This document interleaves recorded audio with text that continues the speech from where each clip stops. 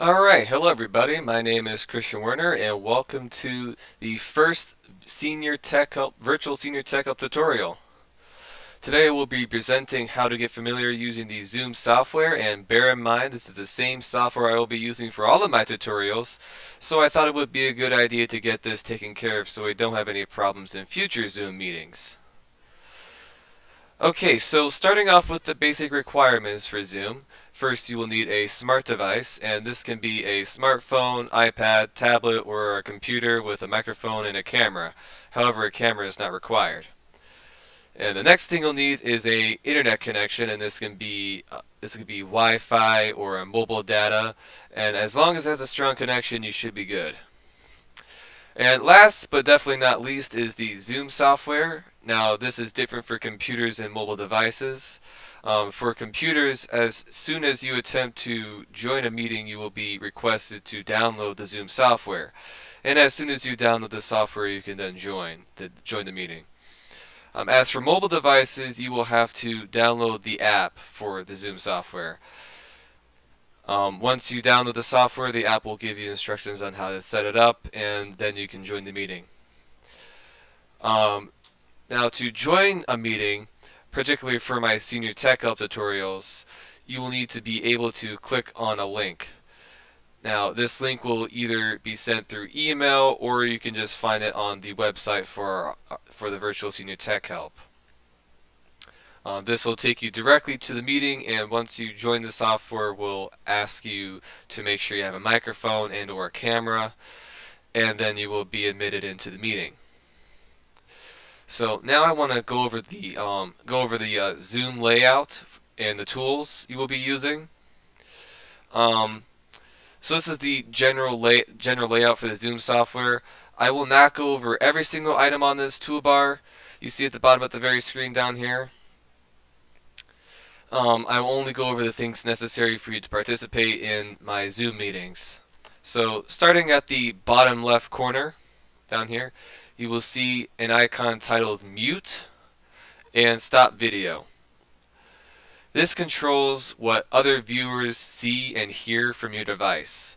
If you click on these, a red line will go across them indicating they are either muted or unmuted and playing video or not playing video. Moving past these three items, there is the chat box. If you click on this, a chat section will come up where you can type in questions and whatnot. Now, this is mainly used for situations where you don't have a microphone and or don't want to use one. So if you don't want to use a microphone or something, you can just go into the chat section and ask your questions there, or say anything you want to say. It'll come up. I'll be able to see it, and I'll answer them. I'll answer them to you through that. Next is the very last thing here we have is reactions over here. If you click on this icon, a selection of reactions should come up.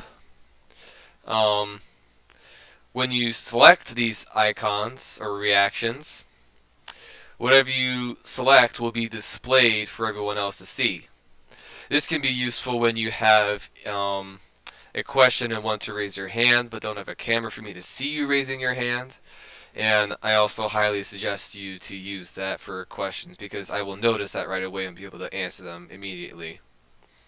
Also, at the very right bottom corner here of the screen, there is an option for you to leave and end or leave the meeting. Clicking on this will give you an option to leave the meeting and confirm your choice. And leaving the meeting will simply close the Zoom software. So for the last slide we just viewed was an overview of the layout for PC or computer users. However, there is another format for mobile users, but I don't think you need to worry too much about it because it's not too different. The icons are all the same and they're just more organized for a mobile device platform. So here's an example of what the Zoom software will look like on a mobile device. There are three pictures here put side by side and they're all basically the same. So I will only focus on the leftmost picture. Starting again at the left bottom corner, there is an icon called Join Audio. Let's see if I can zoom in here for you. Get a closer look at that. Join Audio. Um, so if you click on this option, if you click on this icon, an option will come up for you asking if you would like to join audio.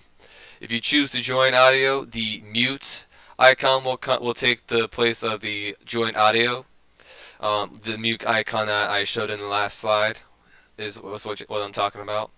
Um, similar similar to the last format, next to join audio is the start video. Now, as you can see, there is a red line going across the start video.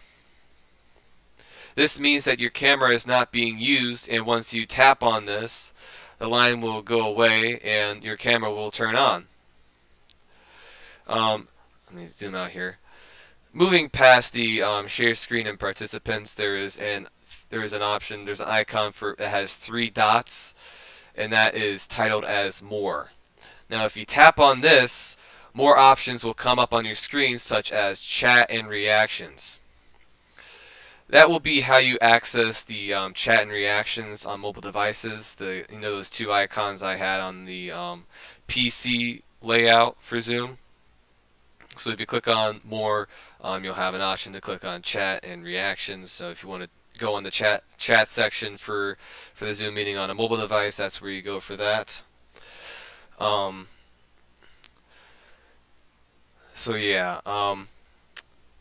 The last thing I'd like to point out on the mobile format is at the very top right corner here is leave. That's how you're going to leave for the mobile format.